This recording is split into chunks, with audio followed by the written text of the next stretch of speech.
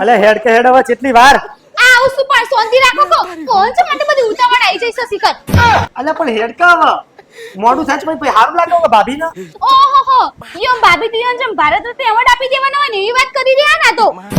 યાર એક તો મને તો આ વાત સમજાતી નહીં કે આ તમાર દેરોણી જેઠોણી હું શિખર સત્રીનો અમળો હ તમને તો જો કશી ખબર જ હોય તા તમે તો હાવ ભોળા પડો આ અલ્યા તે પણ ભોળા હી તે હારું હે ને ભોળા તો ભોળા નાથી હતા હા અને ભોળપણમાં ભોળાનાથનો ઝેર પીવા વાળો આવ્યો તો એટલે યો ગળામાં હાફ હતો ભોળાનાથ બચી છે પણ હું તમને ઝેર નહીં પીવા દઉં આ તે મુએ બચી જ જેલો મારા તું નહીં એલા તમે કેવા માંગો હું તમારા ગળામાં બેઠેલો હાપું અલે તો હું કહું જવાની વાત આવે એટલે ઝેરની વાત ખોલીને બેહી જઈ તું તમારા ભાભી ના હે હું ઘેર ના હોઉં એટલે તમારા માં જોડે આવીને બેહવાનો ટાઈમ મળો કેજો મને એટલે તે પણ હવે હા હું તો તમારી બેની હે ને બેહક ના બેહ તમે તમારા ભાભી ને ઓળખતા પણ હું માં જેઠોણીને હારી રીતે ઓળખું આ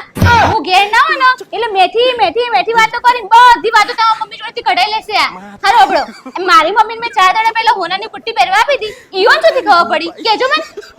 એ તો હવે તી કીધું છે હવે એ જ તો કહું હું તો કશું કહેતી જ નહીં ઈવન સુધી ખબર પડી જાય એટલે ભાભીના મનમાં સહેજે પાપ ના હોય તું એક તો ઓહો જુઓ ને આ સીતા માતાના લડકા દિયર લક્ષ્મણ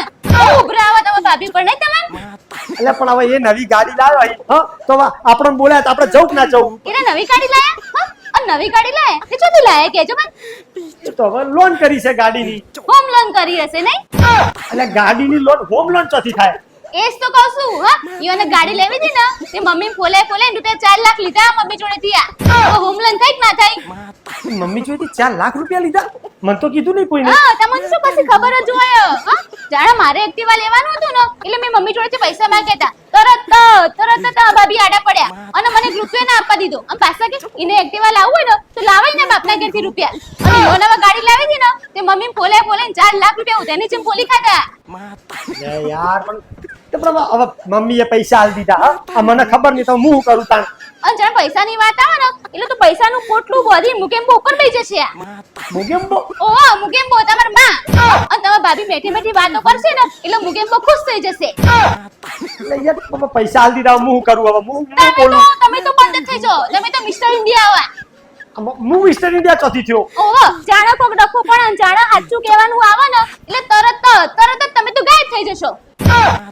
હવે યાર હવે પૈસા આલનારે આલ્યા ગાડી લાવનારે લાવી દીધી હવે મારે શું કરવાનું હવે કારો તો બેઠો ના બેઠો આ તમે તો ઘરાની વાત જ ના કરશો તમે તમારા ભાભી અને તમારા માના પાસે એટલા ગાય જો ને ઈઓની જીભ ને તમારા પગ હોયા પણ તમારા ભાભી તો હે ને ઈઓન તો મુખમાં રામ ને બગલમાં સુરિયા